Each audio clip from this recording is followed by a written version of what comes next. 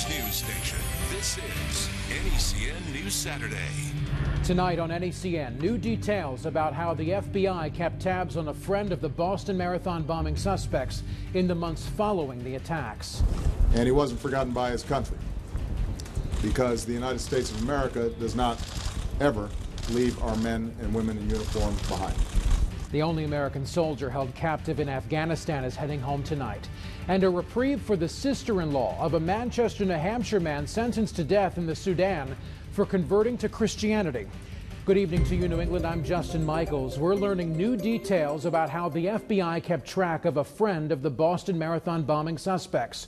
Harulajan Matanov is accused of obstructing the investigation into the attacks. The FBI arrested him yesterday at his apartment in Quincy, Massachusetts.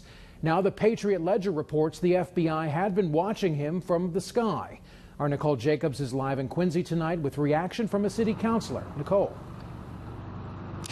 Well, Justin. Nicole Jacobs live for us in Quincy, Massachusetts. Nicole, thank you. And the indictment unsealed yesterday revealed new details about what the Tsarnaev brothers did in the hours after the marathon bombings. The indictment says 40 minutes after the bombs went off, Matanov called Tamerlan Tsarnaev and invited him to dinner. And then all three dined together the night of the marathon bombings. Days later, after the Tsarnaev's photos were publicly released, Matanov allegedly deleted references from his computer to videos and photos of them, as well as other photos and files. Matanov is not charged right now with participating in the bombings or really knowing anything about them in advance. His lawyer has called these allegations unsubstantiated. And people in Quincy, Massachusetts are still talking about the arrest of one of their neighbors. Our Jeff Saperstone caught up with some of them today. Armed agents, NECN. As always, stay with NECN and NECN.com for continuing coverage of this story. Matanov is due back in court Wednesday for a detention hearing. We'll have more on that hearing when it happens.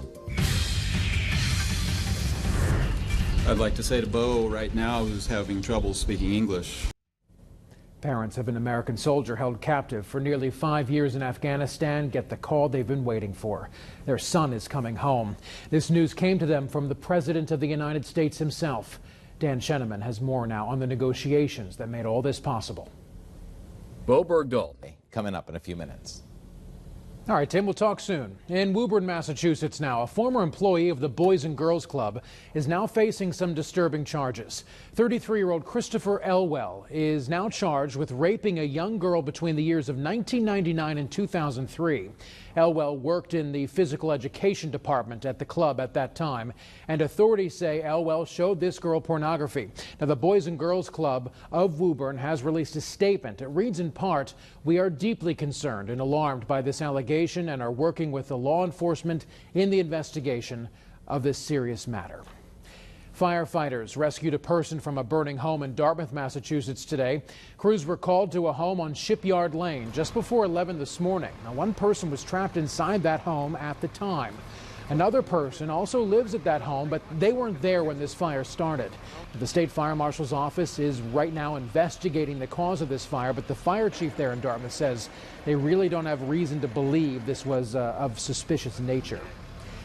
Well, it's been a familiar yet controversial sight on Salem, Massachusetts waterfront for more than 60 years. But tonight at midnight, the old coal-burning power plant is going to shut down for good. The new owners of the plant have proposed building a natural gas-fired power plant and to replace the old Salem Harbor Station. The Salem Harbor Alliance for Reliable Energy had been fighting to save that plant, but in the end, even they agree it's time for that plant to close. All right, time for a quick break here on NECN. Coming up, though, why golfer Phil Mickelson has more to worry about than just his golf game, the FBI investigation he's involved in when we come back. Plus, Boston is green with envy this weekend. We'll have that story also when we come back. Stay tuned.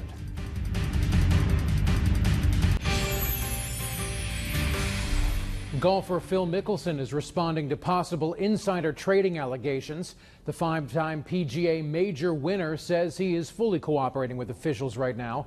According to the Wall Street Journal, 2 FBI agents approached Mickelson after his opening round at a tournament Thursday in Ohio to discuss this investigation. Now, according to the New York Times, this isn't the first time the FBI has spoken to Mickelson. He was also asked about his trading last year while at an airport in New Jersey. I have done absolutely nothing wrong. All right, well, Mickelson says the investigation isn't really affecting his game. He shot an even par 72 on Saturday. And Tim Kelly joins us now at the anchor desk. Tim, really a fantastic day today. And you're saying tomorrow's going to be a good day to be outside? That weather in Ohio, where we just saw Phil's coming right at us today, 75 to 80. All right, Tim, thank you very much. And green was the color in Boston today. It was all part of the Greenovate Boston Community Summit. Each year, the summit brings together city officials, also community groups and business leaders, all of them looking for ways to make the city more energy efficient and to reduce greenhouse gases. We need to pull everyone together to reduce these emissions. Now, in 2005, the city established a baseline for greenhouse gases. Those numbers are down 15% since then. Boston hopes to see an 80% reduction by 2050. In entertainment news right now, producers of the new arena version of Jesus Christ Superstar abruptly canceled its 54-city tour, which included a stop in Boston just days before it was set to launch in New Orleans. The show was to star punk legend Johnny Rotten Lydon and also Michelle Williams of Destiny's Child. The producers quietly pulled the plug on that project Friday without an explanation. All right, sports is next on NECN, and the battle heats up between Big Papi and Rays pitcher David Price. And a treasure hunt is underway right here in New England. We'll explain. Stay tuned. All right, so Tim, tell me, could you use some extra cash? Well, if you could spare it. Well, you're not getting it from me.